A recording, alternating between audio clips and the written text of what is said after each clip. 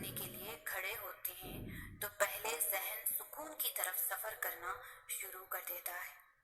جیسے جیسے وضو کا پانی ہمارے اوپر پڑتا ہے ویسے ویسے ہم پاکیزگی محسوس کرتے ہیں،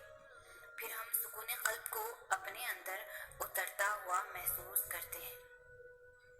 جب آہستہ آہستہ ہم وضو کے مراحل طے کر جاتے ہیں تو ہماری روح غسل کرنے لگتی ہے، اس پر لگے ہمارے کیے ہوئے گناہوں کے داغ دھلنے لگتے ہیں، ہمارے گناہ مٹنے لگتے ہیں، اور پھر جب ہم اس رب کے آگے جھکتے ہیں تو ہم اس سکون میں ہوتے ہیں جو بہت کم لوگوں کو نصیب ہوتا ہے۔ وہ سکون جو انسان پوری دنیا میں ڈھونڈتا ہے، وہ سکون جس کو اللہ پاک پہاڑوں کی اونچائی پر رکھ رہے تھے، لیکن اللہ پاک نے ان کا سکون اس کو انسان کے دل میں ہی رکھا ہے تاکہ اسے ڈھونڈنے میں زیادہ مشکلیں نہ پیش آئے۔